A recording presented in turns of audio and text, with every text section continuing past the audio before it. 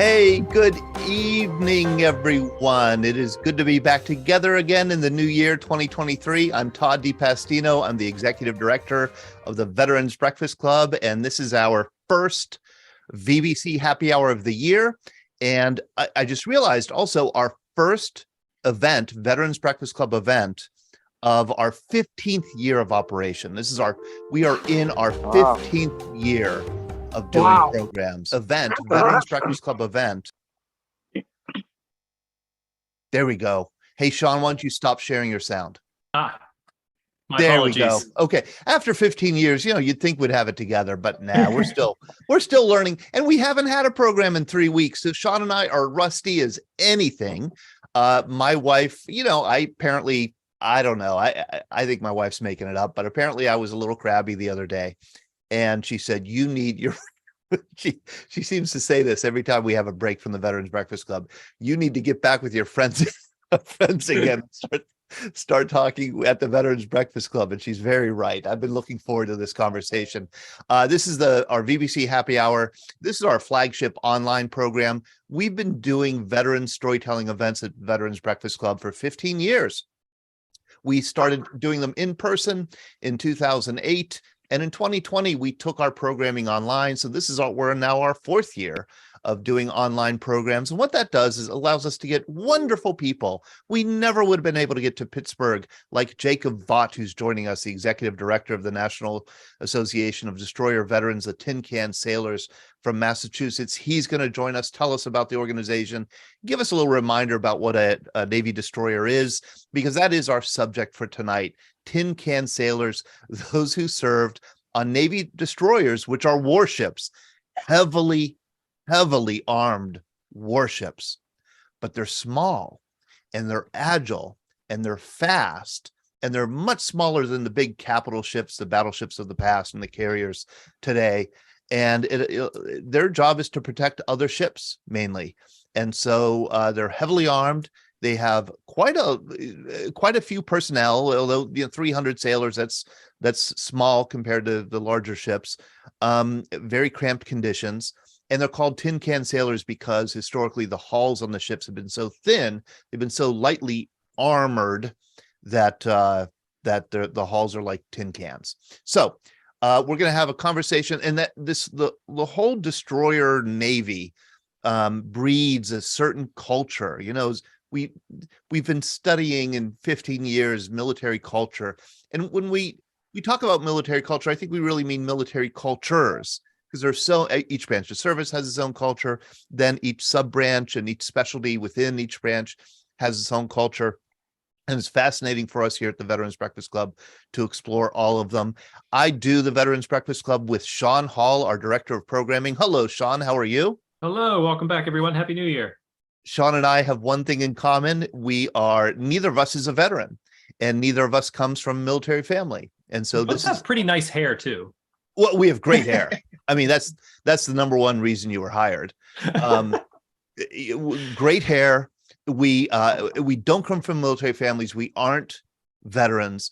And so we ask a lot of questions about serving in the military. And it's just been the delight of our lives, certainly for me, the delight of my adult life here, being able to meet with you every week and share these stories.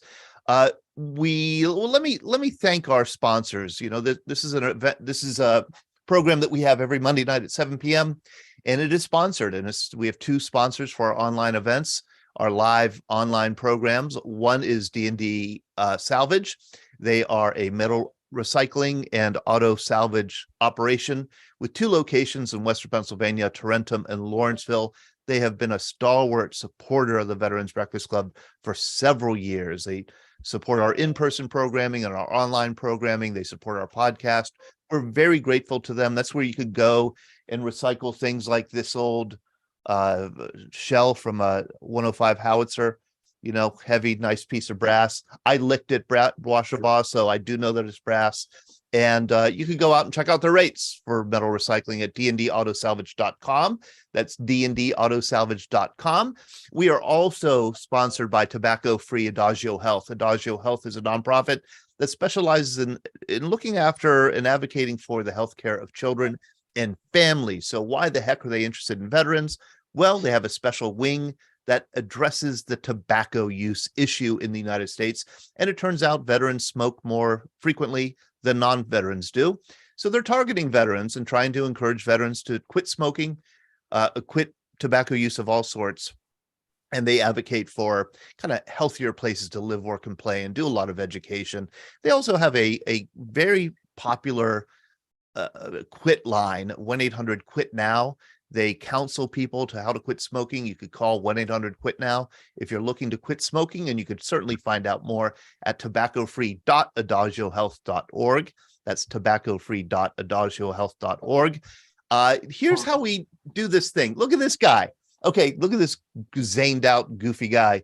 I'm showing you this picture because we've decided that, and we did this late last year, that we will mute everybody when they enter the Zoom room, and we will not allow people to unmute themselves because it just seems to cause chaos. So as Samsung SMA536U is demonstrating, and I can't quite tell who that is, we are trying to show how to the hand raising function. If you want to be unmuted, what you do is, if you have the desktop application of Zoom, you go down to the bottom to reactions, you click that, and you see this panel of emojis that you could choose from. And one of them is to raise a hand.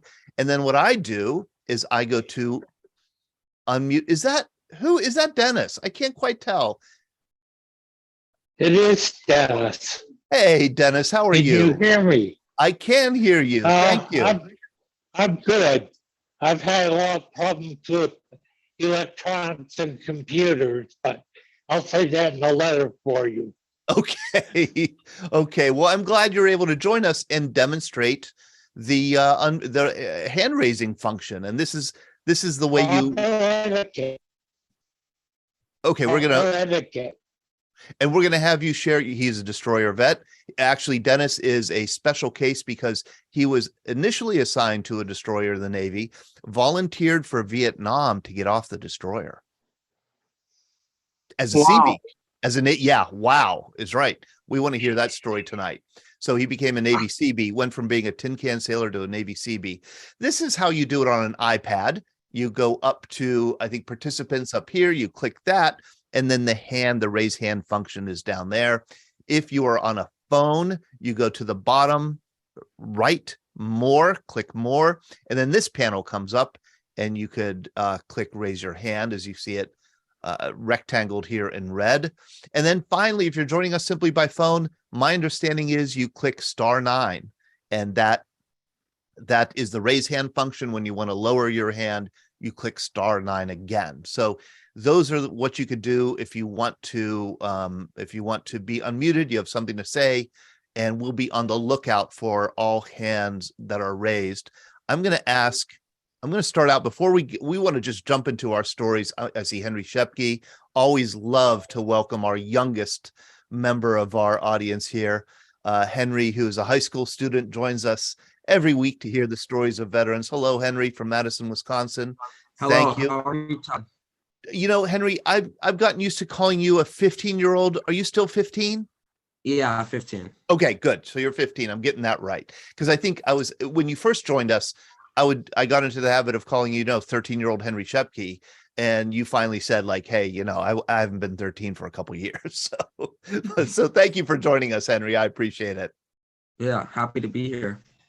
And we have a 75-year-old Ben Wright, I believe, with us. Hello, Ben. How are you? Oh, doing great. About yourself, Todd? I'm doing well. I'm going to you first because I'm going to show you. We have a team. I'm from Pittsburgh. The Veterans Breakfast Club here is based in Pittsburgh, and we have a football team in Pittsburgh. Some of you may have heard of it. It's called the Pittsburgh Steelers. They're a big deal around here. They may have won a few Super Bowls. I can't quite remember, but people seem to be really into them around here. And they do this thing where they raffle off this truck. And I've seen this truck driving around, or I've seen prior iterations of this truck, I should say, older models of this truck driving around every once in a while. You can't miss it. It is the Steelers F-150 Ford truck. they raffle it off at the last home game every year. And this year, 100,000 people kind of put their name in to be entered. The Steelers or Ford selects 10. Ben Wright, you were one of those 10. Yes, I was. That's It's amazing. Probabilities are pretty low there, but that happened. That you got selected out of over 100,000 entries. That's correct. And so you got invited to the Steeler game yesterday at Heinz or at Acrisure Stadium. Yeah, we had on-field seats for the first half, and then we were up in club seats for the second half. And you could tell what was going on when you got at the club seats. Wow, is that amazing? And so my understanding, this is how I have it figured out, did they do this at halftime, Ben? Yes, yeah, they gave us a box. We had previously drawn a number for the boxes, a random drawing for which box you got. And they had 10 boxes, and only one of them had the keys to the truck, and the others had gift cards in them. So you go out on the field and they line you up and they give you a box? Yeah, they give you the box. There we are lined up, getting ready to go on the goal line. We just picked up our boxes off that table. Is this you, Ben, right here? Yeah, that's me. Are you wearing a Veterans Breakfast Club baseball hat? No, actually, I was wearing a Steelers hat. Sorry. Yeah, I was right, at a Steelers game. I have to. That's okay. We forgive you. And here's you being interviewed. And so you open the box and what do you see? Well, I had a gift card from Steelers.com is what I had. The guy next to me had the keys to the truck. How cool. Actually, I was glad to see him win. He's a young guy, obviously wearing work clothes, and had his wife with him. She looked like she was about to deliver the baby she expected any moment. What a wonderful thing for that young couple. And Sure. if any of you know Ben, I mean, Ben, I would have a hard time imagining you driving around in this machine. Well, actually, I was riding pickup trucks a lot as a kid since I grew up ranching country. But in those days, pickup trucks had rubber floor mats and painted bumpers. So it's a different world. How great. Well, thank you so much for sharing that story. Man, is that cool, though. And a wonderful experience you got to experience with your son, right? Yes, my son came up from Austin. He was really excited. My wife wasn't interested in going and said, "You better invite Rhett." So I invited my son to come up, and he just jumped at it and got on an airplane and came. That is so terrific. Well, thank you for sending those pics. Those are fantastic pictures. Before we jump into the Tin Can Sailor stories, I do want to let people know that just today, a truck pulled up to my house and unloaded over 5,000 copies of VBC Magazine. This is a quarterly magazine that we publish where we publish the stories that we hear at our events and a lot of other news and information. We send it out free of charge to about 8,000 households. We distribute another 500 to 7,500, hand distribute them. These are boxes. I always say they're stacked to the ceiling. They're not quite to the ceiling, as you can see. But this is just one group of them. I grouped them in 2 different groups. They're in my garage. So when my wife pulls her car into the garage, she could get into the garage, but she can't get out of her car very well. So that's but I bring her food and she usually sleeps there fine, and she goes to work the next morning. She's fine for a few days. But the rush is to get these boxes out of the garage, and we do that, of course, by sending them out. I know a lot of people, Jacob Vaught, for example, and I might ask if I could send 40 or 50 to you if you want to distribute them to the Tin Can Sailor vets. This is how people really mostly find out about the Veterans Breakfast Club. They pick up a magazine somewhere and they join us either in person or online. So if you would like a box, let us know. Jim Jameson is a hardworking volunteer. I know he's joined us here tonight, Air Force veteran. He mails them out diligently and expertly. He mails out boxes, envelopes with them, individual magazines, whatever you want to receive. Just let us know. You can send me an email, toddtudd@veteransbreakfastclub.com, toddtudd@veteransbreakfastclub.com. All right. I think that's all we got for now. Now I want to go to Jacob Vaught. Jacob, thank you so much for joining us this evening. Todd, no, it's a pleasure. When I got the email a couple of weeks back, I am guilty of having never heard of this. And as I started looking into it, there was no way I was turning this down. This is awesome. Oh, thanks. And it's awesome to have you. Jacob Vaught is the executive director of the Tin Can Sailors, which is a large organization of Navy destroyer veterans. They do a heck of a lot of work. They publish a quarterly magazine, news. I've seen it. It's Carl Rectenwald has shown me copies. It's wonderful, wonderful work. But first, I thought maybe because you're what we call the young guy tonight, the young vet, maybe you could give us something of a just a primer on what a destroyer is. Sure. There's all kinds of names. Obviously, you've heard Tin Can Sailor, but what you haven't heard is missile sponge, torpedo catcher, workhorse, because ultimately the destroyer is the most overworked and overutilized ship in the Navy. And this is going back, not just today's, but it's going back as far back as you can remember. A destroyer's entire mission is defensive. Yeah. Now, does that mean a destroyer can't do offensive weapons? No, sure. We'll have Tomahawk missiles and a couple other things, but Tomahawks are probably the only thing that are offensive. And even that's just because we have the room, and anybody that they can get to put more missiles on, it's still a Marine or another services venture. Our whole job is protecting HVUs, high value units. And that's now, you'll see that picture on there. That was actually the first destroyer I was on. She's the first of her class, the Spruance class. She's huge, but in Navy terms, she's tiny. She's about 500 feet long. And to most people, if they had a personal boat that was 500 feet long, it's, cost them about $40 million. But I will tell you that we are the smallest crews. We are all multitasked, and we're always underway. I'll tell you that. So You're always working. You're always working. Always working. And when you're not working, you're training. And so it's always a cycle. When were you on the Spruance? So I got to the Spruance, ironically, in 2001, in I think March. So I will tell you, not that I want to inundate this whole thing with personal anecdotes and stories, because we can go on for hours, right? But I'll never forget when I was in line at a McDonald's skipping work on base. My buddy and I said, this sucks. Let's go get some breakfast. So we get in the car, we go over to McDonald's down in Mayport, Florida, and we heard some dummy ran a little Cessna into the World Trade Center. And, so we drive back to the ship with our McDonald, trying to hide the fact that we were skipping out on work, and we can't see anybody anywhere. Not on deck. You have the quarterdeck watch. Everyone else is missing. And we're like, what the heck is going on? So we go down to one of the berthing compartments, because that's the only place we had the TVs, and they're just jam-packed. There's like 90 people in each berthing, just around the telephone, around the TV. And that's when we saw what unfolded that day. And I will tell you that I've been underway hundreds and hundreds of times. Every single time you get underway, every single person is complaining. This is miserable. They're dragging. Nobody wants to get underway. It's just, here we go again. That day, we weren't expected to get underway. And all of a sudden, we heard the make preparations for emergency underway.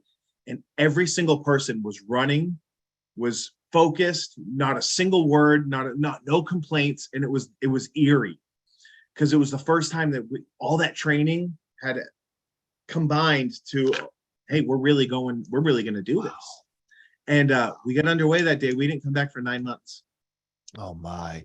And Jake, no preparation, no saying goodbye to families, but I'll tell you, every single person was happy to do it. Oh, I can imagine. But that was not the Navy you signed up for. You joined in 1999. So I'm assuming, I'm assuming you were young, 18, 19 years old. Yeah. You signed up in 1999. We're not at war. The Cold War is over. You didn't anticipate, I'm sure, the war that you would end up fighting, because you ended up staying in the Navy for 21 years. Sure. As a matter of fact, it's funny, because I heard your CB story earlier. When I joined, originally, the job I had picked was CB, because I said, I know it's the Navy, but I'm never, ever going on a ship. I am not going to float and be stuck in this little compartment where the rack is only 6 feet long and I'm 6'2". That we're not doing this. So I want to do construction. That's a Navy job, right? Well, my whole Yeah. family, I had 5 members of my family that were all Seabees. Nobody had ever been in the Navy and floated. So that was the Navy I knew.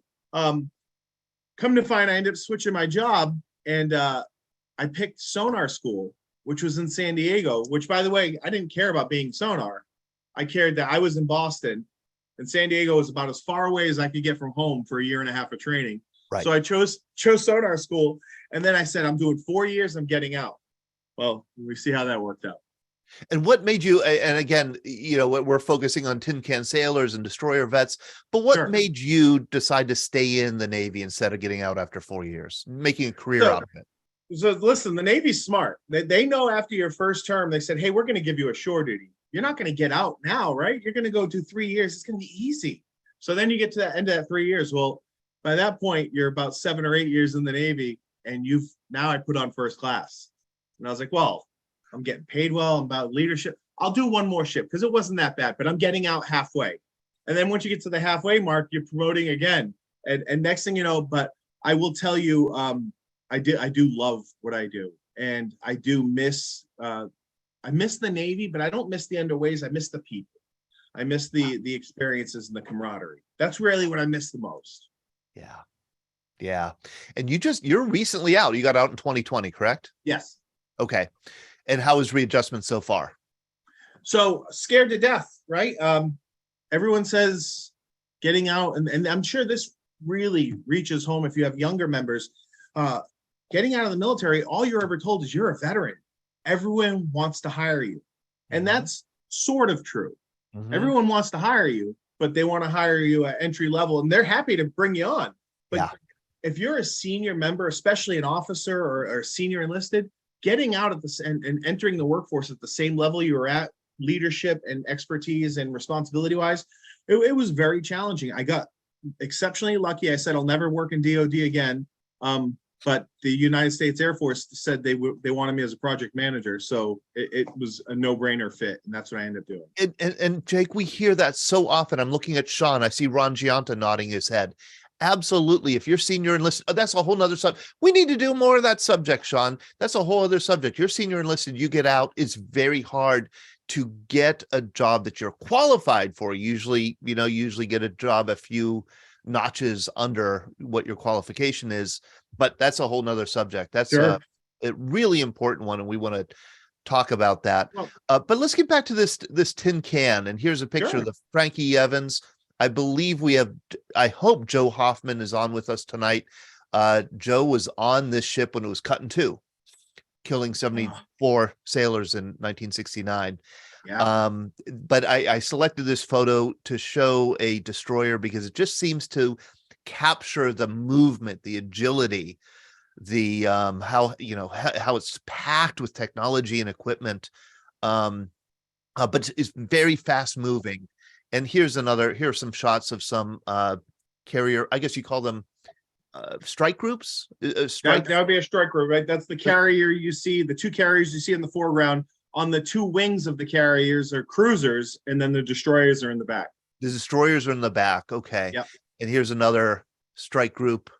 And that photo. one, the destroyers are the two to the right and the two to the left, and the cruiser looks like is in the back. Okay. And these ships, I mean, you're awfully close to each other. Okay, so most people think your average civilian would think you're so far away from each other, but in the ocean, the steering doesn't respond as fast as it does in a car. That's right. We're exceptionally close. Yeah, you can't just put your brakes on and stop if you're going to run into the back of this carrier. That's right. And then here's another strike group here. Yep. Another shot. So this is, the job of the destroyer is to protect other ships. What kind of special culture or special sailor does this kind of work, encourage or So develop? I don't know that it encourages any sailor necessarily at first, because you don't have control over your first set of orders, right? And it's generally your first.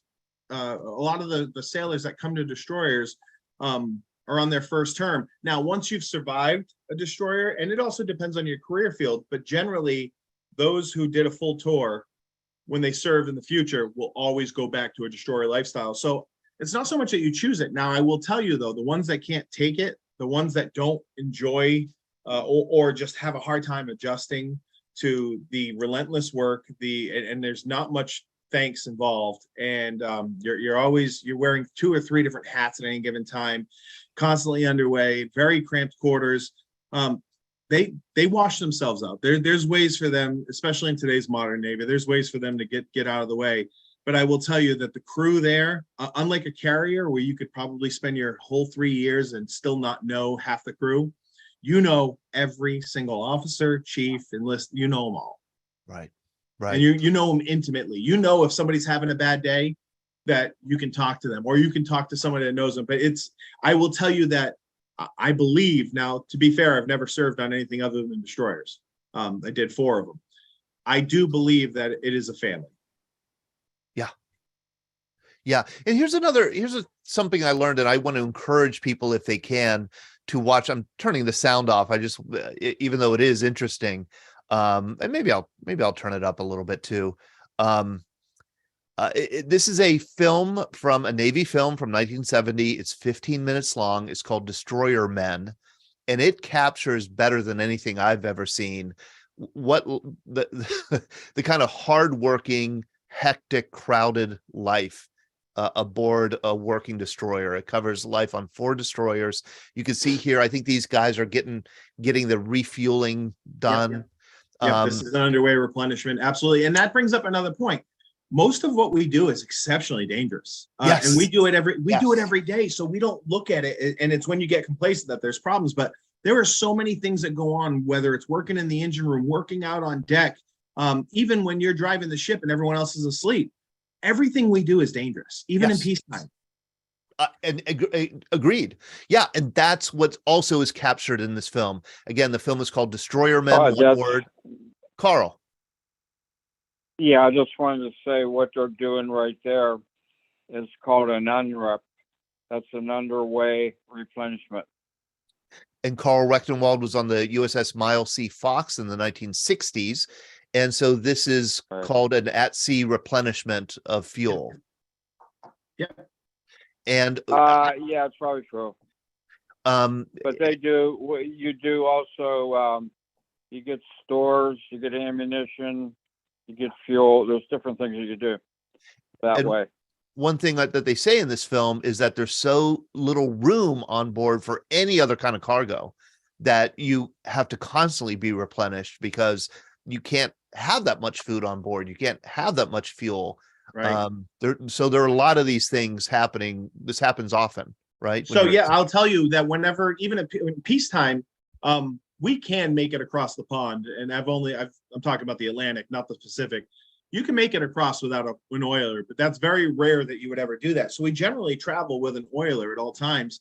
And I will tell you that we refuel probably, and this is 12 knots is as slow as we can go. It's the maximum fuel consumption, where we get the most mileage for the least amount of fuel, right? It's where we're the most efficient. And we're still refueling every 3 days to the tune of 250 to 300,000 barrels. Oh my gosh. Yeah. Wow. Yeah. And you're very right about the danger of this kind of thing. I know a couple sailors have told me that they've lost people refueling. Because sometimes that oiler in rough seas gets too close, you bash into each other, people go overboard. I mean, it's not well. There's a good some good examples of the kind of things that happen when on board. The other thing that I've learned in my doing a little bit of homework for this program is that the Navy considers destroyers as kind of good training vessels for new or young sailors. In other words, because you get exposed to so many different things, you have to, just like you wear many hats on a destroyer, rather than, if you're on a carrier, you have a specialty. On a destroyer, you have to do a lot of different kinds of jobs. And so it's a good thing to do when maybe your first tour, right?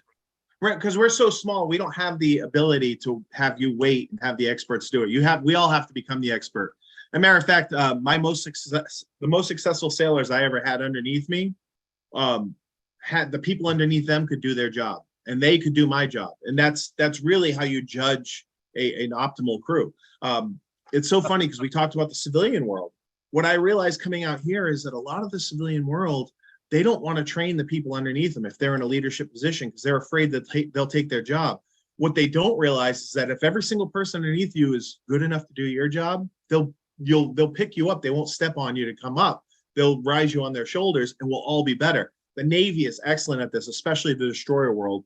And as a matter of fact, we're billeted, I think, on a destroyer for 20 junior officers. So 20 ensigns, lieutenants, and lieutenant junior grades. Right now, your average destroyer has about 27 of them because they don't know where to put them. So they put them on the destroyer because that's where you're going to get the most exposure. And the destroyer, you were on 4 destroyers. One of them was the Spruance. That was old, correct? When was that built? It was. So the Spruance was built, I think, back in 70 or 69. Okay. And then she decommed in 2003.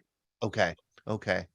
And why don't you tell us a little bit about Tin Can Sailors, your wonderful organization. You have a great website, destroyers.org. I encourage people to become members, to support the mission. And you can see there are 3 main things that you do. You educate the public about Tin Can Sailors and the destroyer Navy. You support the destroyer Navy directly, and you promote camaraderie and do things like what we're doing now is sharing stories about serving. Is that about sum it up? Absolutely. And I'll tell you that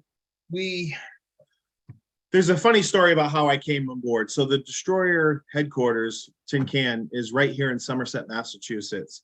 And we actually started across the bay in 1976 over at Battleship Cove. And that's where they had the battleship and they had the USS Joseph P. Kennedy. And it was just like you, Todd. The gentleman who started this was a school teacher. His name was Ed Ward. He was not a veteran.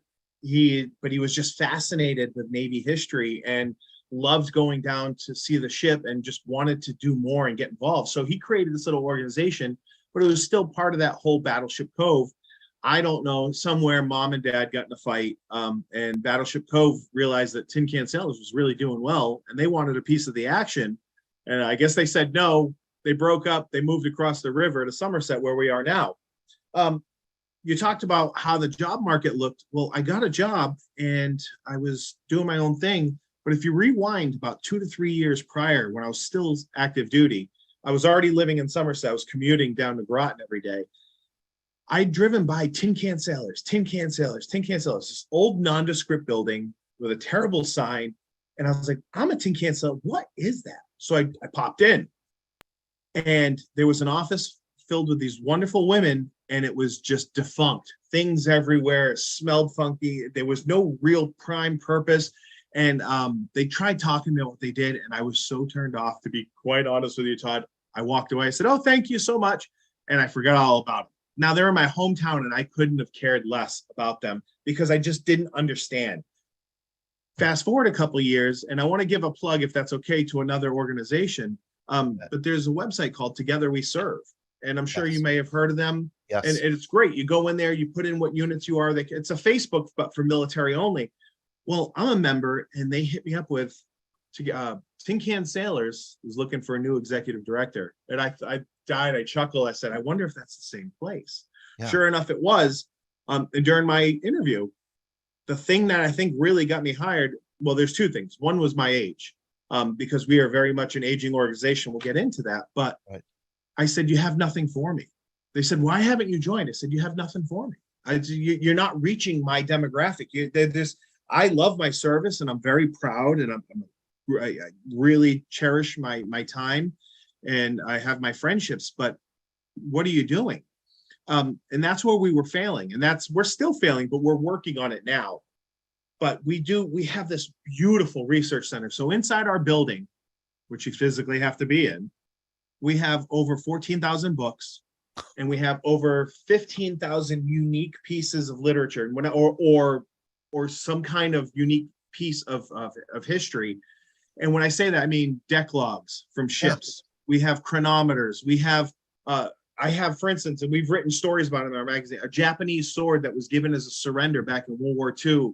We have things from old admirals, Spruance, and and Arleigh Burke, and it's pieces of every ship and just strange odds and ends. We have photographs that have never been seen by the public of certain events that were major in history, all the way from everything from Vietnam to Korea to World War II, even to the Cold War. We focus a lot on that. It's just all these things that we want to share. We want to share with the public, but the thing is, the public doesn't know we exist. Right. So that's what my mission's been the whole past year, is really getting out, getting to the local universities. The Navy has their war college and their senior enlisted academy right down the street in Newport, Rhode Island, getting them involved.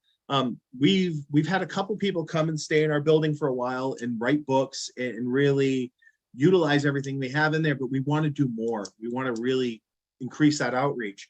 One of the biggest things that we do is we put together a quarterly magazine.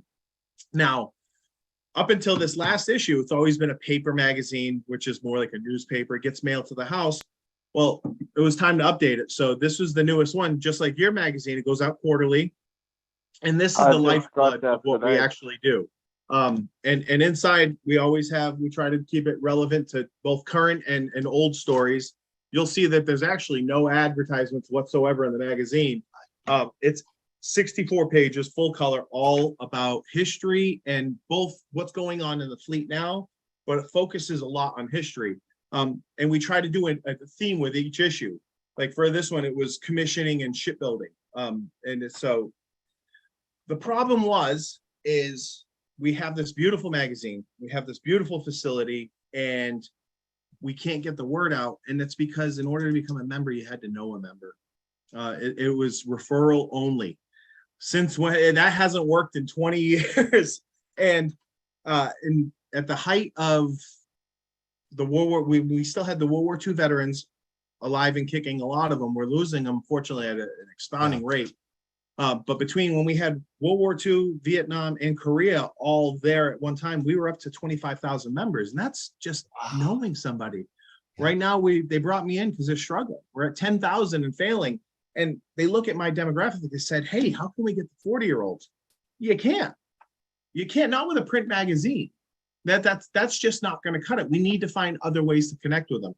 So that's what we're doing, getting on Facebook, getting on the other social media things that even I don't understand, the Twitter and the Instagram. But the whole idea was just finding new ways to connect. And then also realizing that not everybody is going to be motivated. They by the time you become nostalgic, you're generally 50 years old. You're entering the second half of your life. And that's when you start to look back. You hear that, Sean? It's going to happen to you.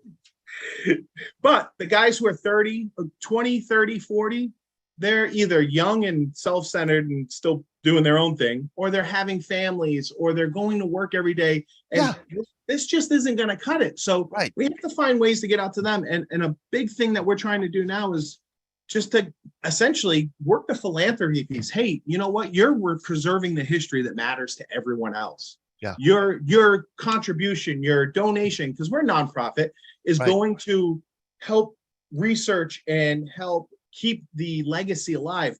And another thing we do is every year there's 10 museum ships around the nation that are destroyers. Yep. With our membership, you have full access, you and a guest, to any one of those 10. So whatever part of the nation you're in, well, we send them an annual grant. They send us pictures and a write-up of what they need work. We send $10,000 a year to all 10 of these ships. So we're giving out $100K a year. That is fantastic. Because I've been on those ships, and there's no other way you could capture or really understand what these ships are all about unless you're on one. I see Susie Gilliland. Yeah, she and I, we toured one in Boston, the Cass and Young. It was absolutely fantastic. Yep. And hey, Todd, it's Carl. I just want to say something while you're talking about that. If you ever plan on another trip, I would suggest Jacksonville, Florida, because they have a destroyer down there now. It's open to the public. It's right in downtown Jacksonville. I think it's DD 893. So Jacksonville's another, warm weather destination. Would be wonderful to go. Membership to Tin Can Sailors is $40 a year. And you're supporting a wonderful organization. And I've got to tell you, I've seen the magazine when it was still the newsprint. It's a wonderfully published. The content, you have more content than you know what to do with. I mean, Right. it is really powerful stuff that you've been publishing. Carl has shared a few things with me. Ron Giunta, your Air Force, what do you have to say about tin can sailors? What do you know about the Navy, Colonel Giunta?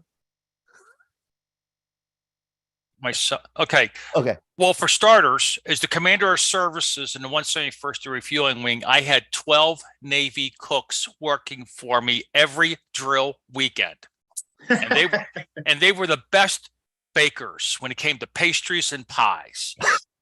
They're stew. We call them stew burners when it comes to real food, but baking, yes. Yeah, and we even trained together. My people, the Navy guys, these Navy folks were out of McKeesport at the Naval Reserve Unit. Mm-hmm. So we worked together and we also trained together. That's the only thing I know about, dealing with the Navy. But point is, for your information, Jacob, I put a note in the chat box. Try Rally Point to reach out to Navy veterans. Try maybe looking at attending a VA-sponsored event or a veteran service organization event as a way of reaching potential members. Yeah. And also the USS Laffey is a destroyer at the Patriots Museum in Charleston, South Carolina. And there's a lot of visitors down there. Yeah, we support, the Laffey is one of the ships we support. Yep, absolutely. And I agree with you. And that goes into, we also talked about how can we serve the other demographics. And what I'm trying to get across to my board, and they're absolutely on board with this, is maybe we need to do more than just preserve history. Maybe we need to help.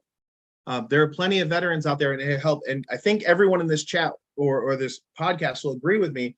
One of the biggest problems I have when I say to somebody the word veteran, they think of an old broken down person with a jean jacket on and their hand out asking for help. And I was like, that couldn't be further from the truth. There are plenty of people that need our help, but there are also, the word veteran needs to be redefined because I think it has a very negative connotation. Not negative. I think it's deprived almost. And it's really frustrating to see that. Maybe a narrow connotation. Yeah. Narrow. Yeah. Yes. And I just retired from the VA. In March, but I was responsible for all outreach events for the Pittsburgh regional office. And no, I'm not looking for a job. I'm just passing. Okay.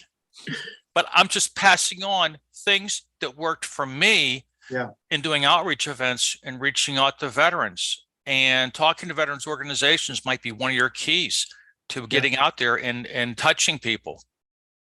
Well, and that was another thing too. We really had to advance the idea of the last executive director who was there 20 years, did a heck of a job, but he lived in Texas. There's only so much you can do there.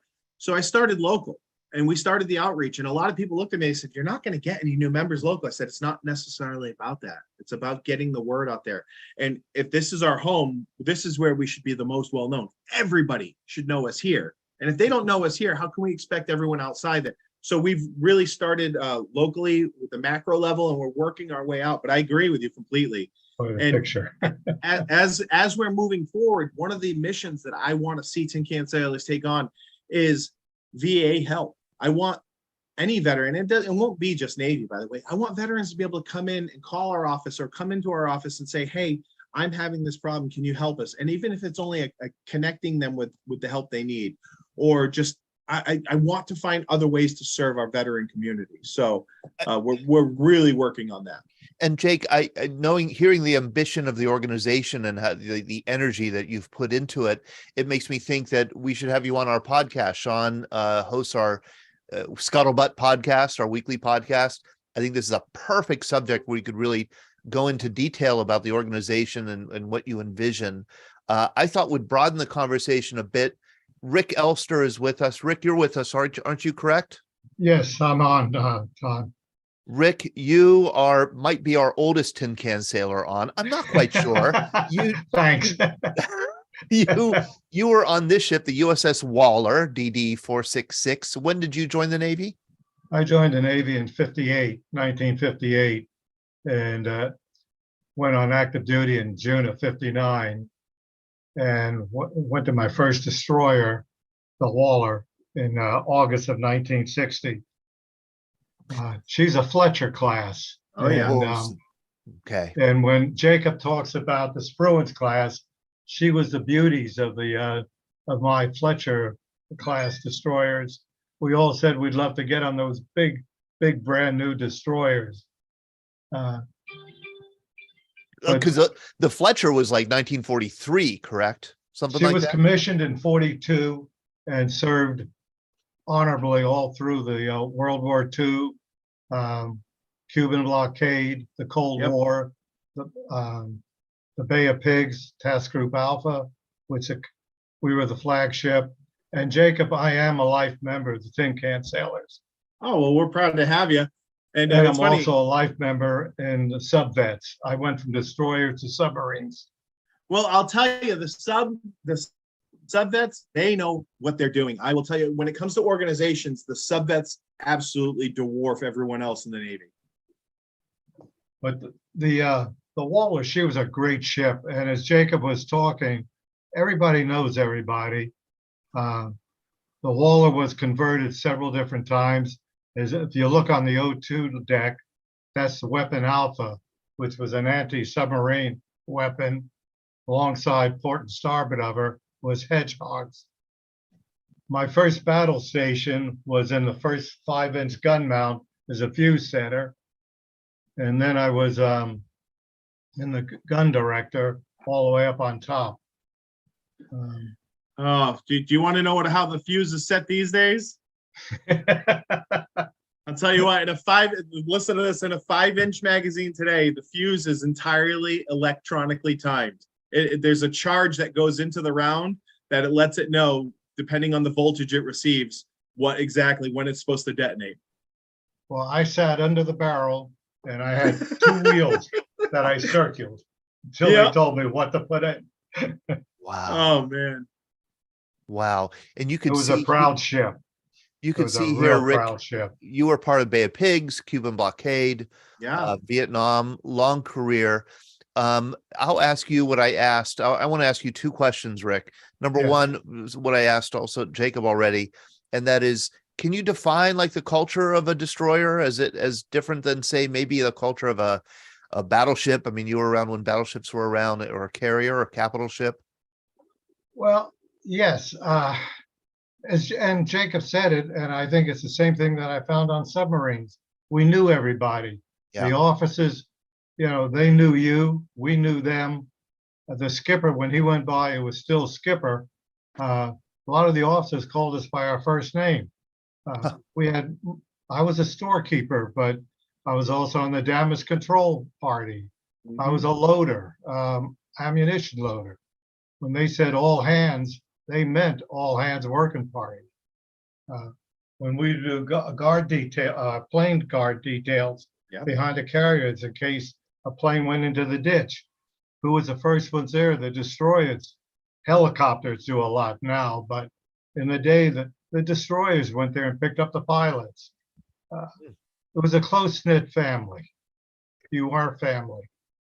Rick, I don't know if you've seen the movie on Apple Plus starring Tom Hanks called Greyhound. It's takes place on a Fletcher class destroyer. It's a 90-minute movie. I watched it and was mesmerized by it. I don't know if you've seen it.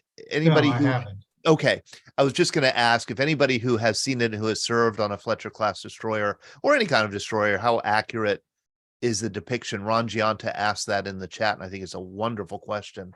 Well, I will tell you, we've had a lot of discussion about this, and obviously a lot of when we do our national reunion, which is another thing Tin Can does, a lot of ship groups will show up, and we actually talked about exactly this.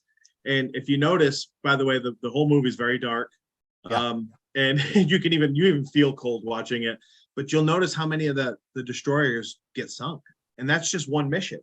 And because their whole job was to protect the high value, and everyone they talked about this, they said it was so unbelievably accurate, it almost brought on PTSD. Like it is that accurate. I got the sense of the accuracy, and I'll tell you why. Because critics don't like the movie because they just say it's like, it's all cramped and everybody's just shouting at it, or there's orders going back and forth, and there's no drama. And to me, that seemed accurate. You know what I mean? To me, that seemed it was a pretty claustrophobic kind of movie. And I'd love to watch it again. Jim Smith, you're with us, correct? Let me see if I could get there. Jim, are you here? James Smith. There you are. I'm going to ask you to unmute, Jim, because you have such an interesting story. And this is, how are you, Jim? Oh, pretty good here, Todd. Thank you very much. Getting old. Yeah, we all are. We all are.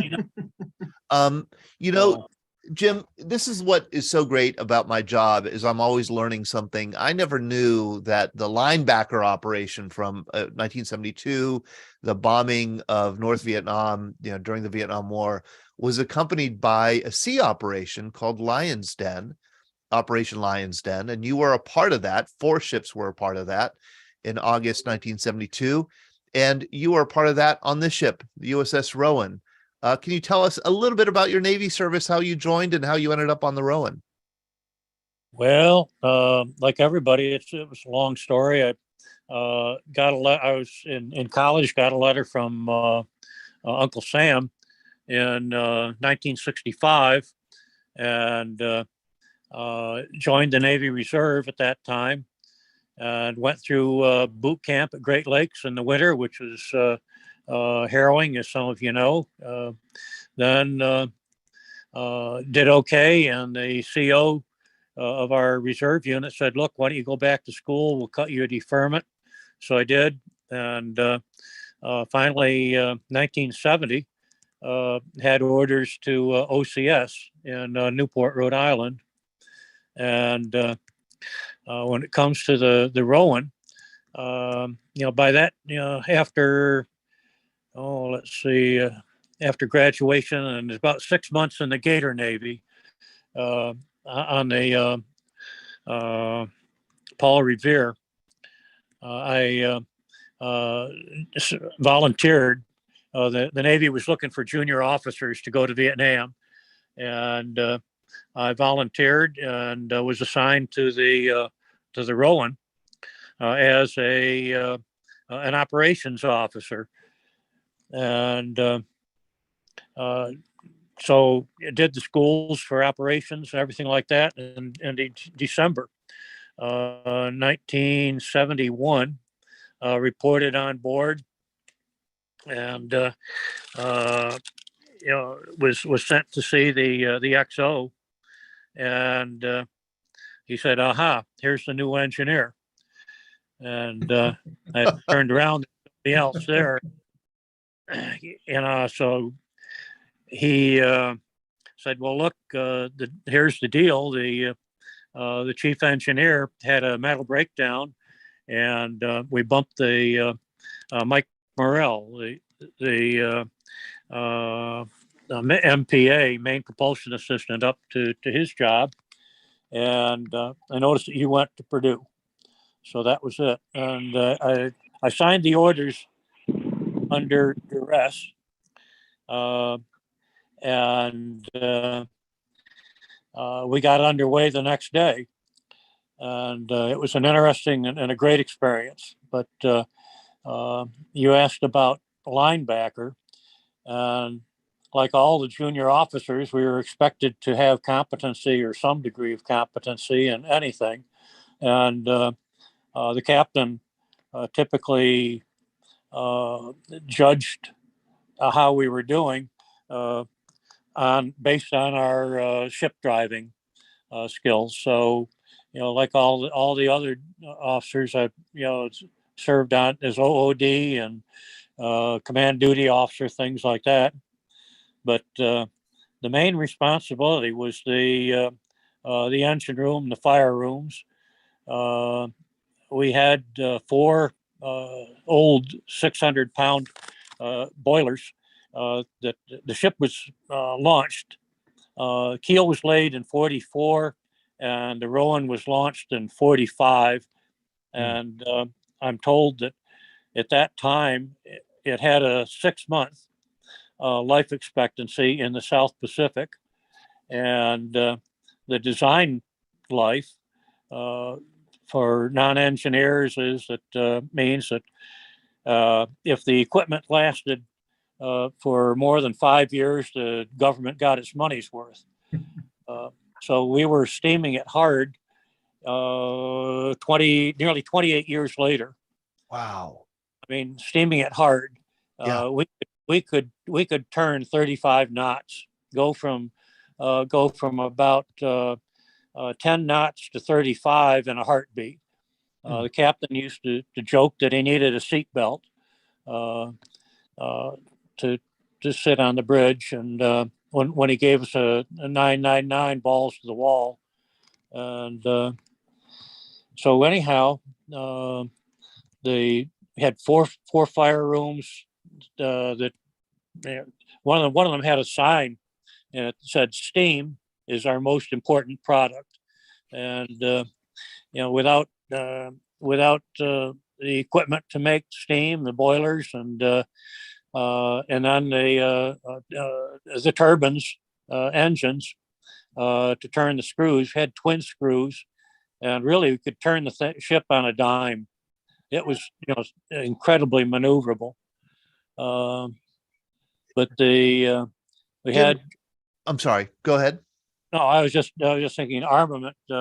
Here, the Rowan was a gearing class, and now the steam, we produced 600 psi steam at 750 degrees superheat with black oil. So it was the old fashioned kind of fuel, and for armament we carried originally the ship had 3 twin mounts, 5-inch 38 guns, and I'm looking at the picture that you've got here, and I think that's a pretty current, or the last overhaul there. That was one that's configured like she was when I was on board. Now, like I said, I reported in December, and we got underway, and I had to just do nothing but focus on getting the engineering plant back in order. It was an interesting and challenging situation. Imagine. The previous engineer really had been a do-it-yourselfer, and every decision had to be his, and it wore him out. That's probably it, right? Didn't delegate. The only thing that I knew enough to do was to since I'd had, the Navy has a 6-month mandatory school for anybody doing that job. And not having had the school, like I said, I signed the orders under duress, and did the only thing that I could think of to do, and that was to put the chain of command back into work. Right. So we did, and we were underway for, I guess, about 3 weeks, and then came in for Christmas, New Year's, and a lot of the fellas already had tickets to go back home, and maybe not a lot, but some of them did. Others, of course, wanted liberty, and I discovered that the ship had not completed the maintenance, the necessary maintenance work on the boilers. All 4 boilers were beyond the regular steaming hours, and had to both on fire sides and on the water sides. Water sides meaning that we had to clean out the tubes so that the calcium deposits would not build up. And at the same time, carbon deposits on the outside of the tubes would do the same thing. They'd cause a hot spot, and if the tube burst because of the hot spot, got a serious problem. a failure, an engine or a boiler failure. And I think I'm trying to remember the name of the destroyer that had a similar issue in the fire room. And it was not on my watch. It was a different ship. But anyhow, we got back into port and I put it to the crew. It's 65 men, and first canceled all the liberty or the leave, and said we got to get the work done. And they came back the next day with the chiefs and said we're going to go into 5 or 6 sections. We'll keep 5 sections on duty 24/7, and 1 section on liberty. So that's what we did.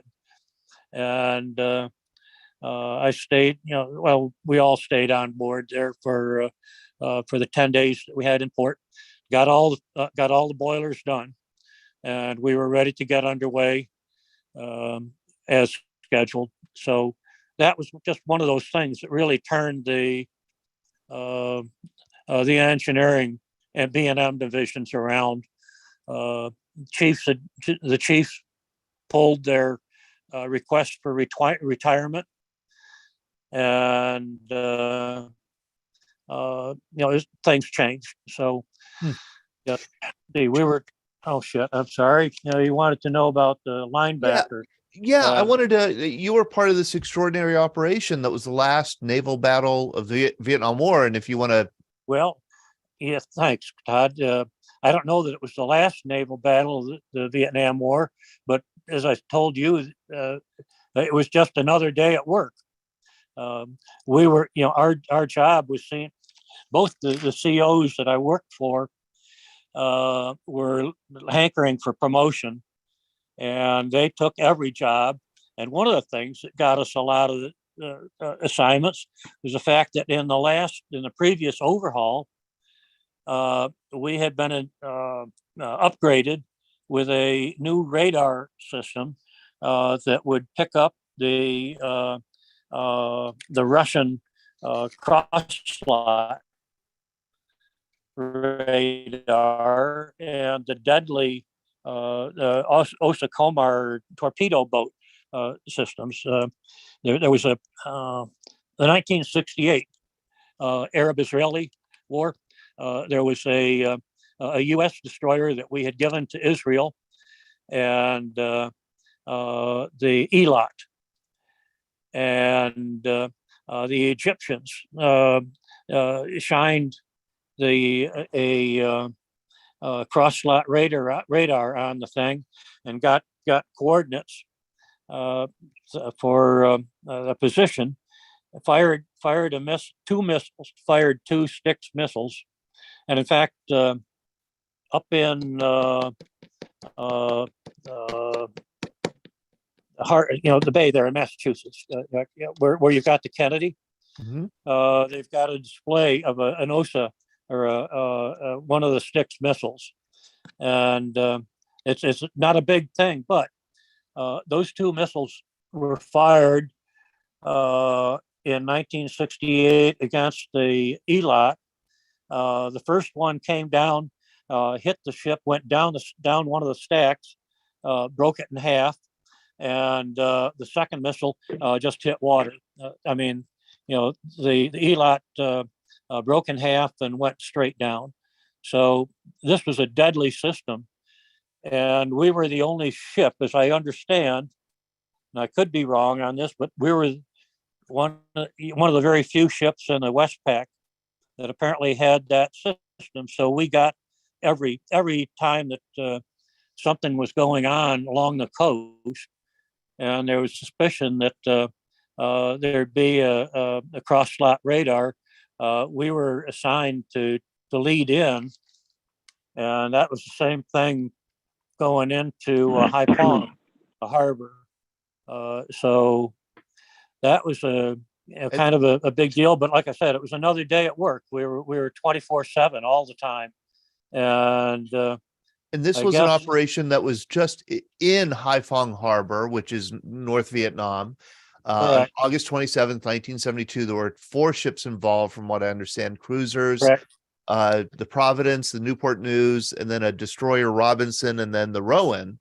The Correct. 4 of you went in, and I just want to read. I don't like reading, of course, from a PowerPoint, but I just found this quotation. I just thought from the Naval Heritage History and Heritage Command. At 2300, Newport News opened fire with her 8-inch guns at primary targets. Rowan fired 4 Shrike anti-radiation missiles, which I never heard of. Anti-radar.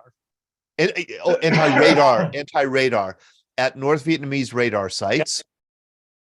During the course of the 33-minute engagement, North Vietnamese Coast Defense Artillery fired 300 rounds at U.S. ships, although none hit. Many came as close as 15 to 20 yards. Newport News had shrapnel on her weather decks, but no serious damage. The North Vietnamese lacked flashless powder, so their guns proved vulnerable to U.S. fire, and most were silenced. The U.S. ship ceased shelling at 23:33 after expending 700 rounds of ammunition and noting at least 5 major secondary explosions ashore.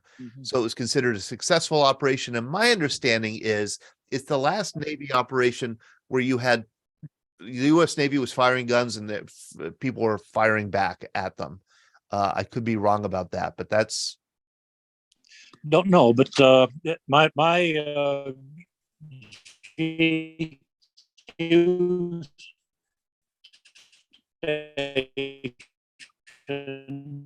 We're losing you, Jim. was in the engine room, and it's particularly right below Mount 52. That was probably about the loudest time, both from the noise of the mount. I'm told here that in the last part of that engagement, the Newport News managed to get itself into a bind when these these North Vietnamese PT boats came out after her, and she couldn't fire because of a radar restriction on board ship, but that she was also, if she tried to change course, she'd be going into the shoals.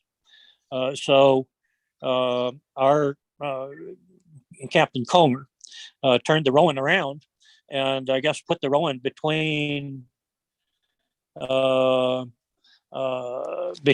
PT boats and the Newport News, and all I know is that it was damn loud. Wow. We, according to the logs, fired something like 300 rounds of 5-inch 38 shells in a matter of 30 minutes. And the normal rate of fire, I understand, is about 20 rounds a minute if you're humping it. Right.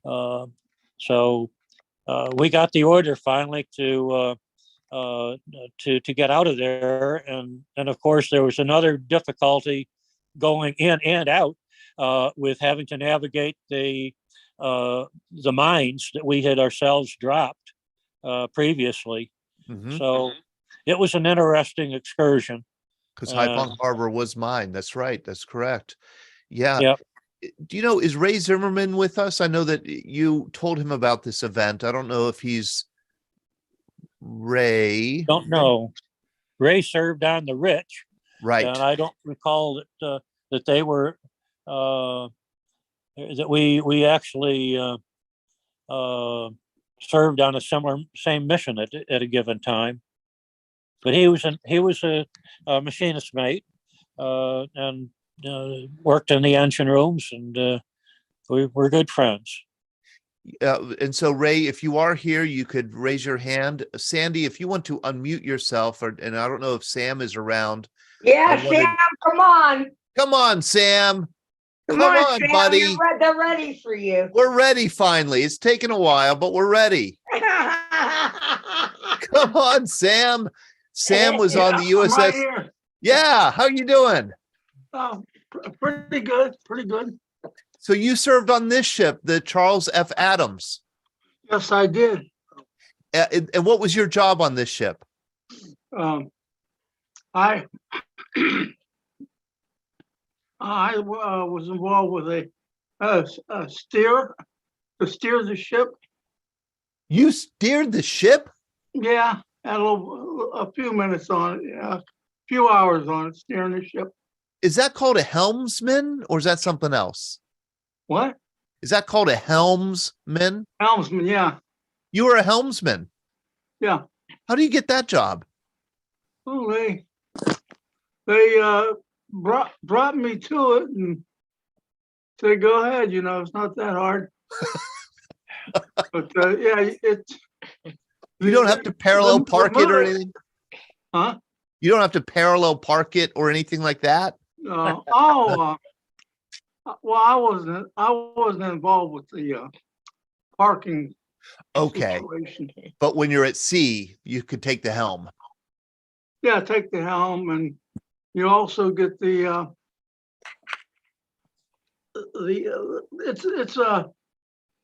it's like a radio. Or an announcer. Yeah. You're talking.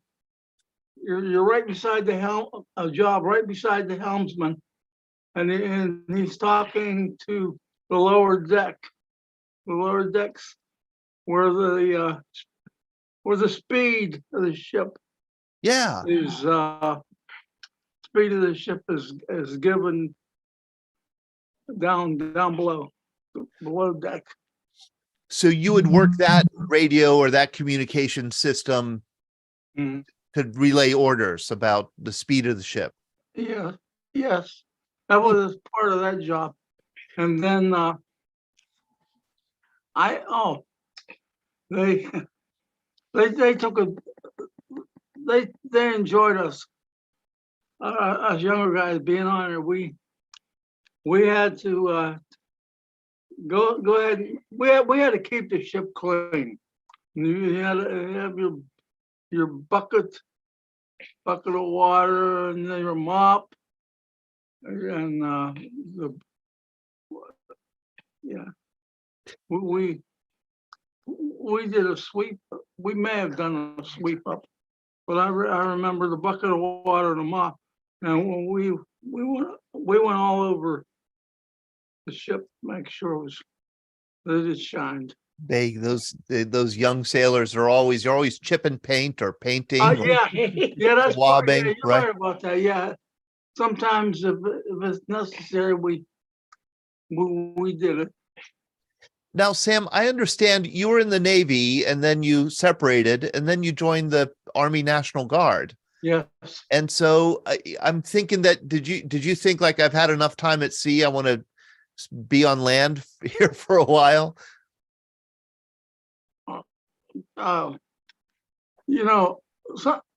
Something. What's interesting is you're going to join the United States Navy. That was a little up in the frigid zone, and near Great Lakes. Yeah. Chicago. Yeah, and I took advantage of watching a good movie, and that was fun. Why did you not stay in the Navy rather than join the National Guard? Why did you not stay in the Navy? Okay. The Navy, they were cutting back on numbers of how many there were going to serve, and so they said, Sam, you did all right, but it's time to go. It's time to go. Yeah. So then you ended up doing 18 years in the National Guard, correct? Yeah. Wow. Yeah. Okay. What was good about it? They says, okay, us mill workers, they didn't want, no one in government wanted us to stand in the street, which a little bit of that took place until I went to the up to Chicago, up to the Great Lakes. Right. So when I came back, I was able to get home, see see my mother and grandparents, and some, I don't know, maybe a couple of, one or two uncles. And what else was great? Your mom passed What? away. Huh? When you came back home. Your mother Oh. passed away a week later. Yeah, it was unfortunate for me. I was home 17 days in October of, I think, 1967, no, 1969. And my mom passed away. Oh, Yeah, so it wasn't, you know, you gotta think. There was no brothers, no sisters, but I said, wait a minute. I got an aunt that, Aunt Mary, she kept an eye on my grandparents. Her oh, mother. So I knew that I had to continue walking a straight line yeah. because they, you know, if I would have done something stupid, it was just because my mother passed away. I decided, hey, let's make go back home and look at that, take that honorable discharge, and I think I'll be hired in the mill. And so it happened that way. And so it happened that way. Oh boy, Yeah. that's tough. You grew up fast. Thank you, Sam. And thank you for joining us tonight and sharing just a tiny little bit of your story. We have somebody else who went from sea to land, Dennis McCarthy. Dennis, I know you're with us, right? I'm with you, Todd. So, okay, here's a tale of two Dennises. Number one, he has got that nice Dixie Cup hat on. He's a good, clean-cut young sailor. He looks like he's eager to go to sea. And then the next one, here he is in Vietnam. He's got a mustache. He's wearing those Marine fatigues. What the heck happened to you, Dennis? Go eat your food. Well, I went to college after high school, decided it wasn't for me. And so knowing that if I dropped out of college, Uncle Sam would be writing me a letter, I considered my options and went out to Hunters Point Naval Shipyard in San Francisco and ended up joining the Naval Reserve. I went to boot camp in San Diego in February of '67. And when I completed boot camp, I got orders to go back to Hunters Point Naval Shipyard. As I tell people, I joined the Navy to see the world, but all I saw was Vietnam and California.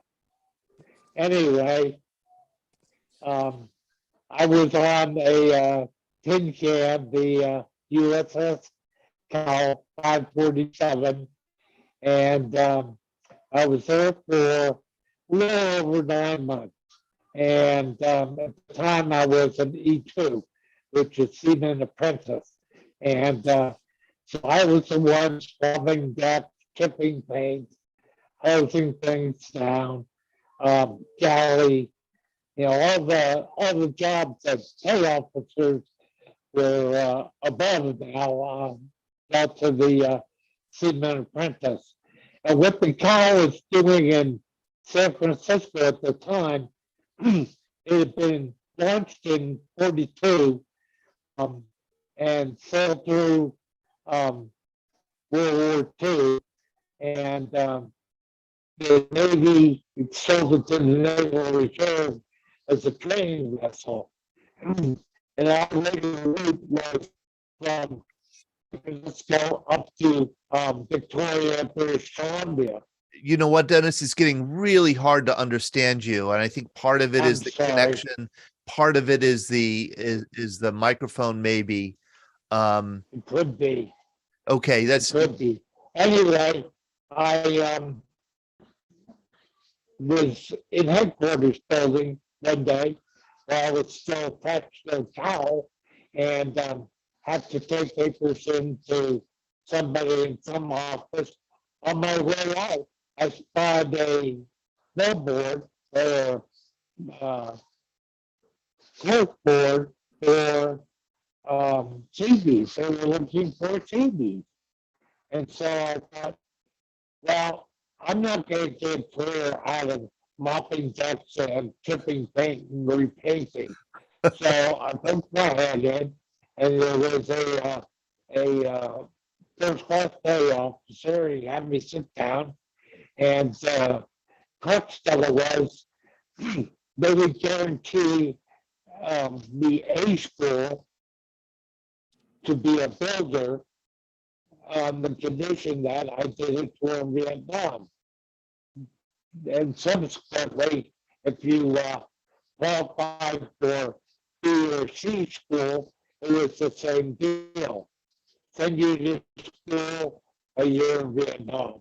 So, Okay, so Dennis, I went from the Dixie Cup to the Search Marine cover. I wasn't able to catch everything that you said, but it sounds like you were sick of chipping paint and swabbing decks and, you know, painting the Cowan. And so you saw a sign recruiting CBs, and they promised you that an A school if you went to Vietnam, and you were so sick of chipping paint that you went to Vietnam with the CBs. And that's kind of the That was a big decision for me.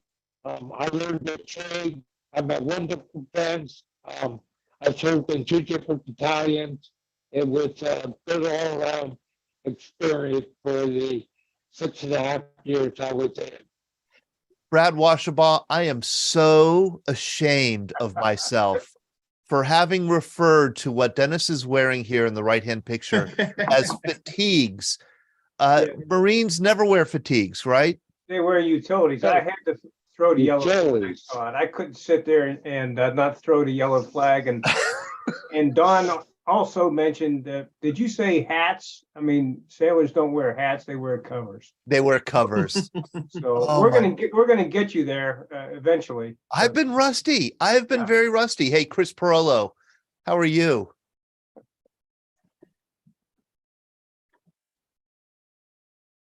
There, I'm muted, okay? How are you? I'm fine, thank you. This is very interesting to me, of course. I was a cruiser sailor, not a tin can sailor, but I appreciate all small boys. Like they call them small boys, by the way. But Is that what they call them? Small boys. Yeah, Jacob will confirm that. Jacob, you haven't mentioned the Belknap class, which was originally commissioned as a destroyer class, guided missile destroyer class. And then when the Navy found out, realized they didn't have enough cruisers in the 1970s, they totally reclassified. They didn't change them, but they reclassified them as guided missile cruisers. Okay. So if I'm a veteran of one of that class of ships, should I be joining the cruiser sailors organization or yours? Well, actually, sad story. The cruisers, we were actually going to merge with the cruiser sailors. And then all the bureaucracy of the old timers that run the boards got in the way. But they are suffering from the same thing we are. They actually just folded this past year. As of December 31st, the cruiser sailors are no more. Now we all have our little factions, and I think that gets back to that point I made before: is nobody knows we exist. We all exist in our little bubbles. We need to all come under one big bubble. And really, I would love to see destroyers, cruisers, destroyer escorts, frigates, all really kind of band together, because our mission set was very similar. I agree with that. One thing about the Belknap, I was aboard the flagship Little Rock in the Mediterranean. We were steaming with her the day before. She got a little too intimate with the John F. Kennedy and burned down to the main deck. Right. And it shined a spotlight on the fact that in order to make them lighter and faster, they designed it with an aluminum superstructure. Yeah. And when aviation gas poured down on that aluminum superstructure, it burned quite brightly. And it came into question, well, how about an Exocet missile hits one? What's going to happen then? Right. So it was a design for not expedience, but it was a design to make it better, but it was not, I think it shows the vulnerability, the willingness to sacrifice a little bit of that kind of safety for the agility of that class of ship. Yes. Because they've got to be faster. The hulls are not armor lined and all those kinds of things there. So they make them, they're a little more vulnerable that way. Yeah. And Todd, I'll bring up if you show the picture, and you don't have to right now, I'm just saying, if you were to show the picture of DD 963, my first ship. Yeah. And then you would just show it a picture of, let's say, the USS Vicksburg, which is a cruiser. From the main deck down, they're the exact same ship. The only thing that changes is the superstructure in the armament. You know, I want to make sure we get Joe Hoffman and Carl Rectenwald to talk. Joe, you're with us, aren't you, tonight? Yes. Hey, Joe, thank you so much for joining us, especially because you were involved in a very harrowing, horrible disaster at sea on this ship, the USS Frank E Evans. This is a wonderful picture of that ship. What was your job on the Frank E Evans? I was a gunner's mate. And you were, when did you go on board? 1967. 300 sailors are jammed on this little ship? There was 278. This is a Sumner class destroyer, and it was 376 feet long. It was commissioned in 1944. It survived kamikaze attacks off the coast of Okinawa, was involved in Korea, in a lot of artillery support, and in Vietnam. So there you are on it 25 years after it's commissioned, probably 20 years after it had been expected to be sailing. I mean, this thing, you were in the latter stages of its life. Was it, was it a rust bucket, or was it, had it been refurbished? Oh yeah, it had been refurbished several times, but it was, I mean, we were constantly, painting and maintaining it. The Evans was the only major warship lost in the Vietnam War. And this happened on June 3rd, 1969. I was discharged prior to the collision, and what had happened was we were involved in a artillery support near Da Nang, and it was involving a barrier island where there was 5,000 U.S. Marines and ROK Marines, South Korean Marines, and they invaded the island. The Evans fired 5,000 54-pound projectiles. We had on the Sumner class destroyers 3 twin 5-inch 38 large artillery guns that fired 54-pound projectiles. We also had, excuse me, we also had the twin 50 caliber machine guns, port and starboard, and then we had Hedgehogs and a drone helicopter for anti-submarine warfare that carried torpedoes.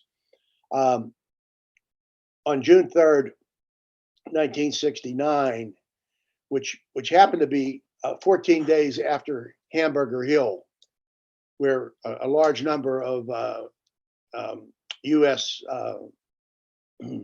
paratroopers were killed. And this became a really big political issue in the Congress about staying in the Vietnam War or getting out. And so it became a very political issue. So after we fired the 5,000 rounds, we went to Subic Bay in the Philippines to rearm for a full war complement, which would have been another 5,000 rounds of 54-pound projectiles. Heading back to the gun line in Vietnam, we were ordered to participate in a SEATO operation, Southeast Asia Treaty Organization, involving 43 warships. And Wow. during this, we were attached to plane guard with the HMAS, Her Majesty's Australian ship Melbourne, which is an aircraft carrier. While we were on plane guard, there was a collision occurred at 03:15 in the morning, and our ship was cut in half, hit in the stacks. 74 crew members were killed. 73 were entombed at the 6 miles deep at the bottom of the ocean. One was body was recovered. He was decapitated. And then the Australians were extremely heroic in attempting to save us. 199 American sailors were rescued from the Evans. When this happened, we were en route back to the gun line because we had been there days before. And as we were going back, this collision happened with the CETO operation outside. There was a tax line in the ocean. And if you were on one side of the tax line, you didn't receive combat pay. If you're on the other side of the tax line, you received it. And they did that for a lot of reasons. While troop transports and everything was en route, they weren't paying combat pay until you crossed that line. So because this happened, even though we were en route back to the gun line, when the ship was destroyed, they were saying we weren't in Vietnam waters, which we were. The Navy lied about the whole thing. They said that this collision happened near Borneo. When a ship was cut in half, they were supposed to take it to Da Nang, and they didn't, because apparently there was a lot of news media there, and they didn't want this published. At the same time, Henry Kissinger, our Secretary of State, was meeting with Lee Doc To from North Vietnam, and they were talking about negotiations, and we just didn't want to admit that we lost a warship of that size. So during the collision, there's a lot of heroism that occurred. There was a seaman, bosun's mate, seaman bosun's mate. His name was Bob Petty. Bob got knocked into the ocean, and as he was in the ocean, there were helicopters that went up to from the Melbourne, the Australian aircraft carrier, and they started firing their machine guns into the water. And a lot of guys in the water didn't know what was happening. They were shooting at the sharks. We did lose some people to sharks. That's been verified. Bob Petty knew that one hatch near the galley was dogged. It was locked. He swam back. Now, the Evans, when it was cut in half, it sunk within 5 minutes. He swam back. He got back on board. He knew that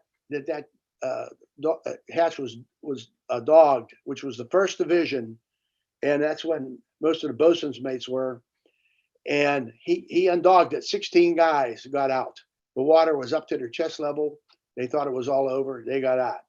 There was a chief corpsman, Charles Cannington, and Chief Cannington, he was safe. He had a flashlight. He went back into the chief's quarters, and he saved 9 chiefs, and he was killed. He went down with the ship. So there was a lot of heroism that went on. Because the ship was on the other side of that tax line, even though it was going back, it was in combat, going back to combat. The names of the 74 sailors from USS Frank E Evans are not on the Vietnam Memorial Wall in Washington, D.C. And this has been some issue that's been going on since that time.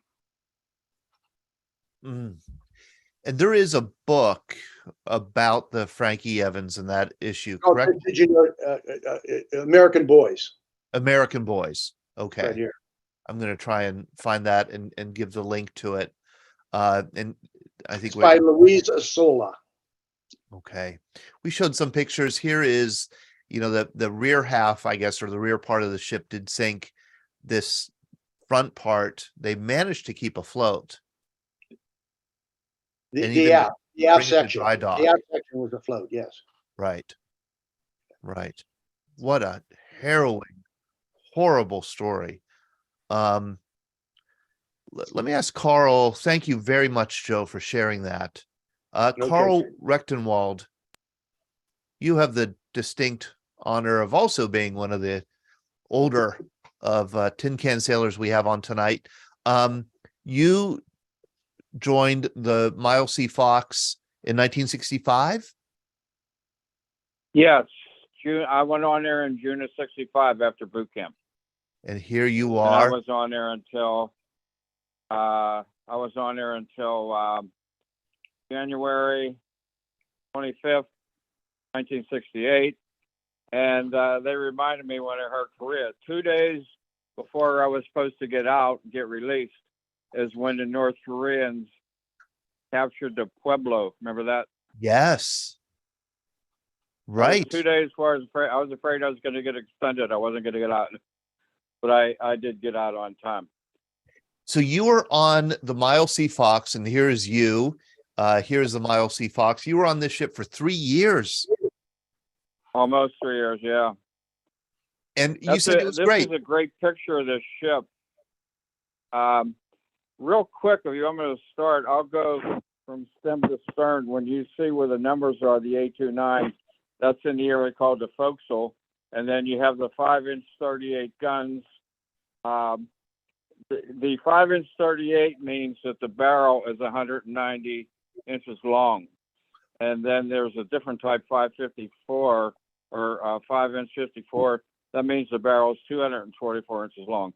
But then you have right behind the gun mount is the torpedo deck. And then you have the bridge. And then about in the middle of the ship is the ASROC launcher, where I spent most of my time during the day. My night job was in the gun mount. In the forward gun mount, I was what they call the pointer. I was in charge of the elevation of the ship when we were shooting. And we did fire thousands of rounds in Vietnam. I actually have a copy. I went to the Naval Archives, and I have a copy of every round that we fired. It was a big job. It took me about 4 days to copy all that stuff. But I'll show you that someday. If you want, I'll give you a copy of that. It's fascinating. And So then after the ASROC launcher, we did have nuclear capabilities on it. I had to go to a special nuclear school down in Norfolk for that. And then you have the ASROC shack. That's where we worked out of. And then right behind that is the ASROC. That's where I can't think of the name of it right now. Where they stored all the torpedoes in there. And then when you go behind that, it's called the Dash deck. We had Dash for a while, which was drone anti-submarine helicopters. Then you have the rear mount and the back 52. That's called the fan-tiller ship. So that was a quick overview of that. what did you like about it? What I like about it? Yeah. Well, in all honesty, we had the best captain in the Navy. We absolutely loved our captain.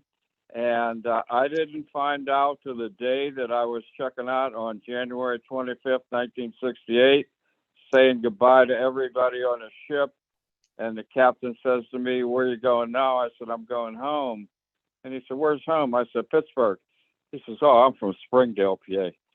I was shocked. His family had a business up on, he had a bar up there. It wasn't him, but somebody in his family has Wenzel's Tavern, which is right on Freeport Road in Springdale. And he was a great guy. Now, this is not footage But that we you had took. a very good crew. You know, I want to tell people, I'm going to stop this here because I do want to share. You have Color Home Movies, and Bob Flage, you have your hand up. Yeah. You have Color Home Movies, and I want to put the link to it on YouTube here so that people can watch it, because it really is fascinating to watch. And this is footage that you yourself took, correct? Yeah, I took most of it. Yeah. It's great. And That was in, I got my camera I bought in March of 1966, and we were going on a deployment.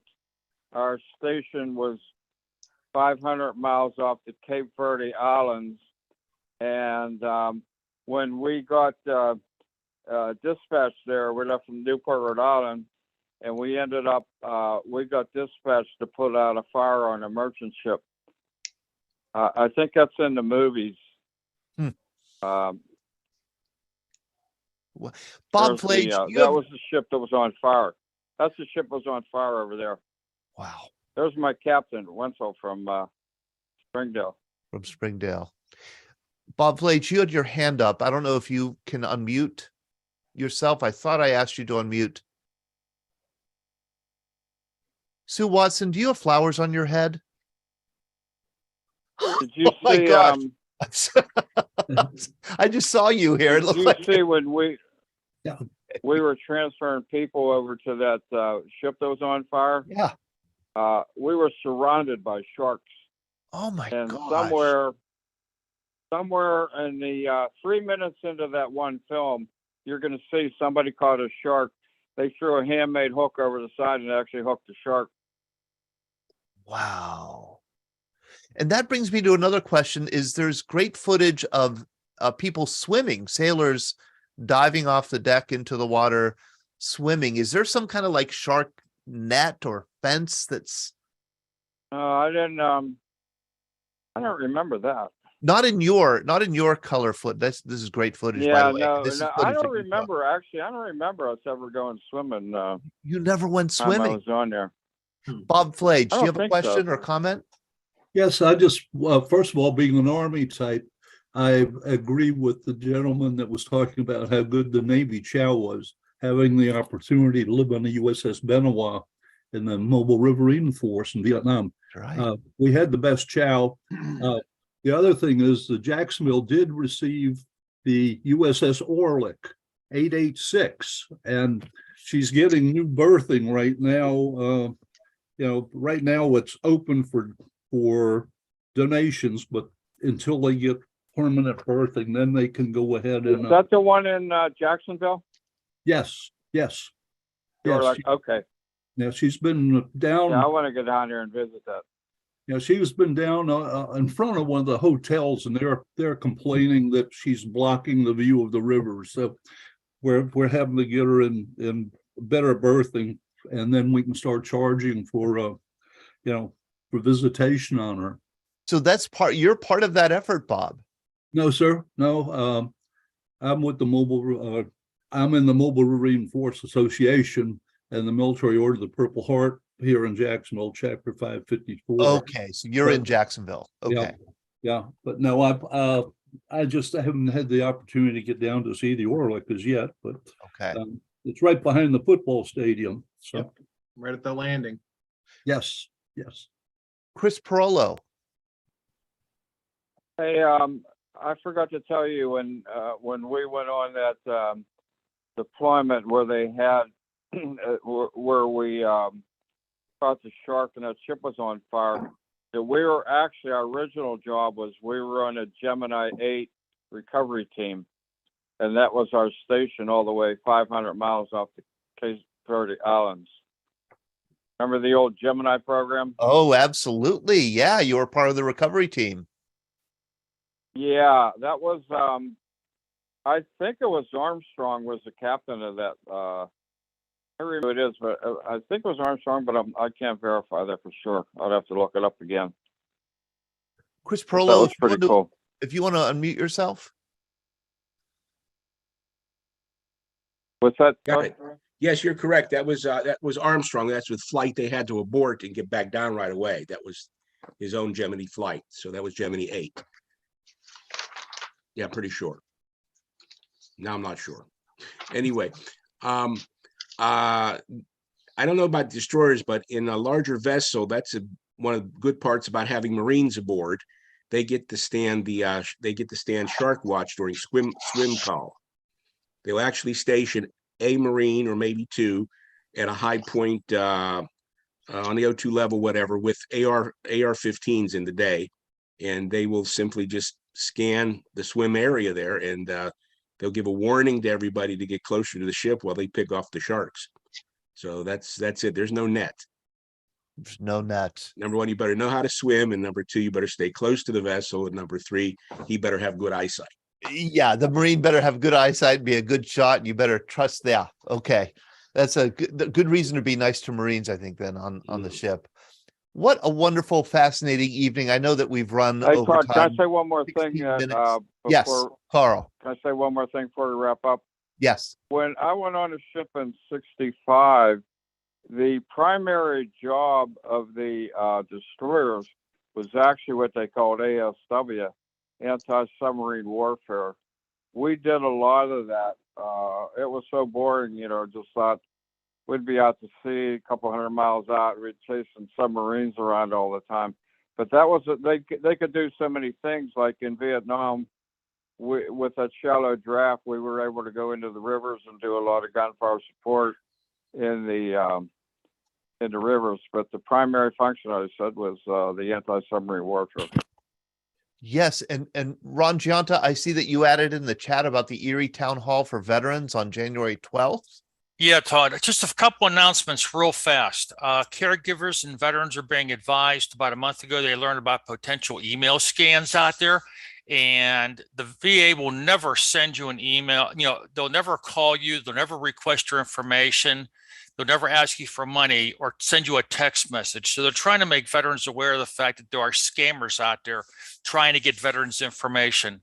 Number two, Erie is having a town hall for veterans on January 12th. I put that in the chat box of how to get the information on that. But for the first time ever, I'm seeing there's going to be a virtual rural veterans outreach supposed on Thursday, January 19th. It's going to feature representatives from the VBA and the Health Administration and the Vet Center. And their primary focus is a collaborative effort to focus on outreach initiatives impacting those veterans that live in rural communities who are literally out of reach of the VA hospitals and the main offices like all of us are. And also, lastly, the Pittsburgh Regional Office is still open for business, 8 a.m. to 4 p.m., Mondays through Fridays on the 17th floor of the federal building. Plus, there's also Veterans Benefit Administration offices at all of the federal buildings in all of the cities around the country. And our phone number for Pittsburgh is listed in the chat. Plus, if you want to send them an email to ask a question, that email address is there for veterans. And for all veterans also, don't forget your COVID booster shots for veterans and their spouses or caregivers are still available at both of the Pittsburgh VA medical centers and clinics. And if you choose to use a clinic, call the clinic first to verify availability of the vaccine before you go. Thank you, Ron. Bob Flage. Yes, sir. One thing that I didn't mention, which I thought we would talk about or at least mention, was Hornfisher's book, Last of the Tin Can Sailors. For people that have not read that book, that is phenomenal. I mean, that and what happened to the USS Houston, several admirals have said this should be Naval Academy required reading. Yeah, absolutely. James Hornfisher's book, which came out about almost 20 years ago now, I think, is a classic. And it's a wonderful, that's what introduced me to the whole concept of tin can sailors and the role of destroyers in warfare. Absolutely a fantastic book about the battle off Samar during the Battle of the Leyte Gulf. Yes.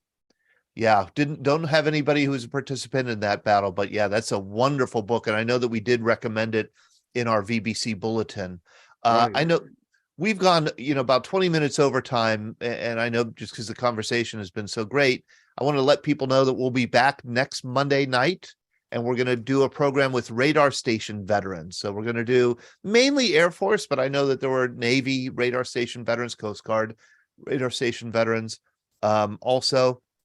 And these tended to be small in remote locations.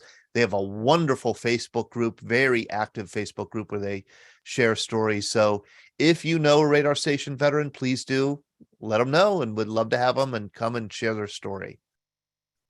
Thank you very much. Thank you, Jake, especially for joining us from Massachusetts, Tin Can Sailors. I will be in touch with you. I see Eric Montgomery. I haven't seen you in a long, long time, years. Thank you very much, Eric, for joining us. Jim McStay, I appreciate you joining us tonight. I hope to see you next week. Take care. Thank you. Nice, Doug. Good job again.